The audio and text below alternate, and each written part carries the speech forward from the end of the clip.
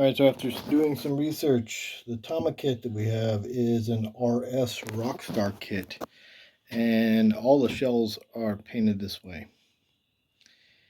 So we got to get something to get this junk off. I got all three of these broken down now. I still got to do the bass drum. I took all the hardware off. Hardware's in these bags, which needs to be cleaned. Also, the rims need to be cleaned. Just on this drum, just the floor tom. That is how much crap I got off this floor tom. That's ridiculous. But yeah, so it is clean now. I thought about not replacing the wrap on these, but this side's like looking really rough. So probably gonna have to peel the wrap and rewrap these drums. They aren't looking so hot. So I'm probably gonna end up getting wrap, but I don't know what color I'm gonna get. I wanted to do something kind of off the wall. Like a vintage, I thought maybe like a vintage red or vintage pink or vintage yellow. I don't know. I'm going to look into that because I got to figure out first if I can remove these vents, remove this tag and not mess it up, and then replace it. This is going to be the hardest thing to get off and not screw up. So I want to be able to put that back on.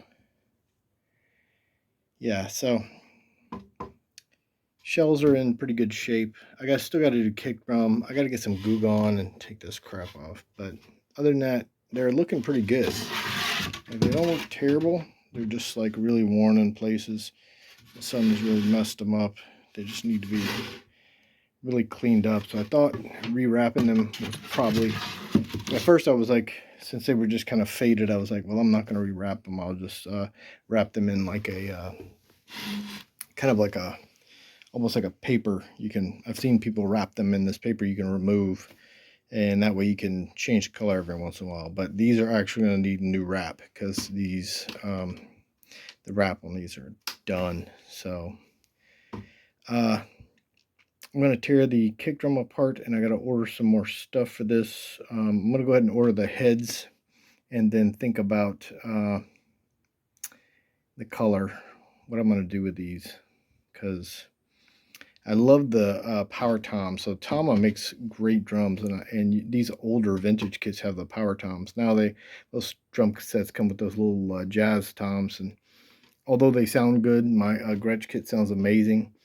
There's no comparison to the power toms like in the 80s. These are bigger toms, beefier.